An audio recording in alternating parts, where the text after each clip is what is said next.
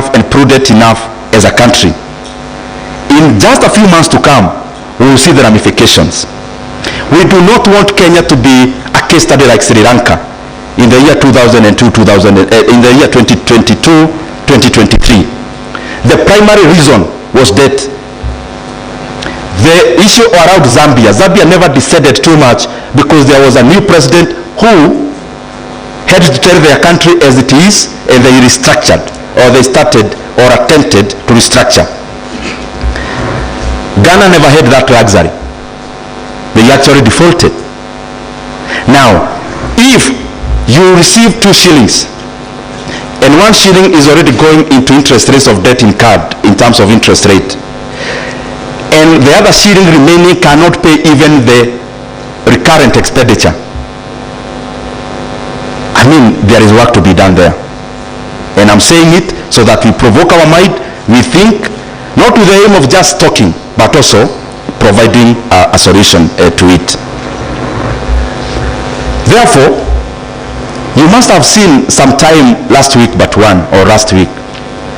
I saw the National Treasury had put up some communication which was recanted very fast about a visit to China.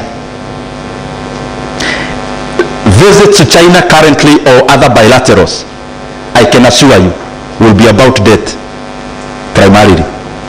Because we are almost at a cliff in terms of debt repayment, and especially interest rate.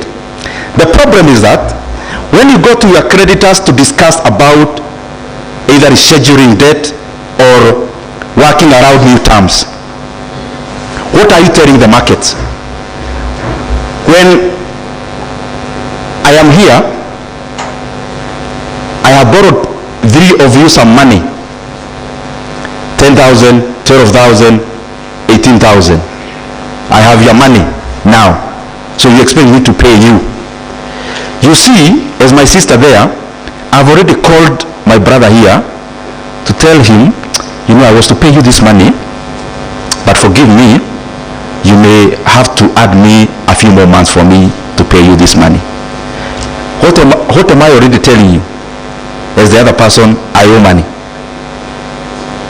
I've already called you as a person who owes you money.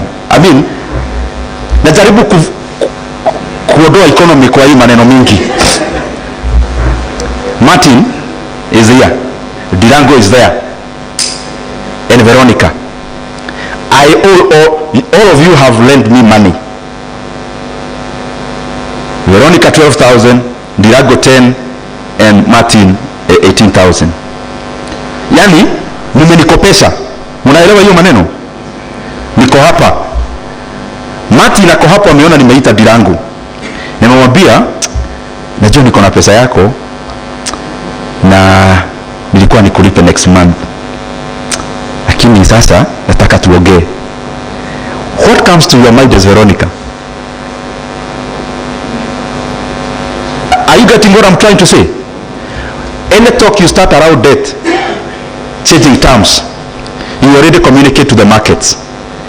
If you look at the figures, the yield of our Kenyan Eurobond, even as late as yesterday, you see changes there. Because markets operate on credible and fundamental information. When the market starts sensing that somebody owes you money, you're already talking to them, not asking them which bank account they should pay you through, but asking you, can we, tunaweza fanya unipe miezi kidogo kiasi nini.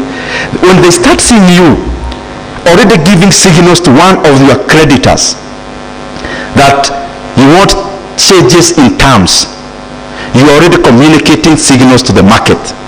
And those signals in the market is actually how countries then decide. Because what usually happens when you give signals that you have problems to paying debt, the international market starts to sense you as somebody who may also change terms when they lend you money. So what do? They already input that risk in the interest rate they will charge you. That is why you see the yield of our Kenyan Eurobond is changing. Because when the creditors start seeing, you may start some stories sometime later in the future, they also price you accordingly. So they lend you money fine, but we also pay a commensurate cost for it. Now, the other thing I want you to look at is this. You can talk to China and they agree. China, you know, people imagine China is the #1 lender to Kenya. No, that's not true. The Kenyan debt to Kenya, the Chinese debt to Kenya is actually less than 10%. It's only that Chinese debt is usually project finance, which is more expensive, and commercial. So they become more expensive. But there are some other parameters I provoke you to go and check. Out of our CFS, payments of interest rate of 1 trillion, approximately. 750 billion this current financial year. It is now over 800 billion. The one we budgeted was 750. I think is now hovering around 800 billion by close of the year. But let me use 750. Please get this point. 1 trillion shillings is for payment of interest rate. 750 billion is for domestic debt servicing. So, external debt, we are talking about around 200 billion shillings. There is a point I want to derive there. Now, issues around talking about debt. You know, when I'm talking about debt, I'm talking about changing terms, because I am sure 100% we may end up there as a country.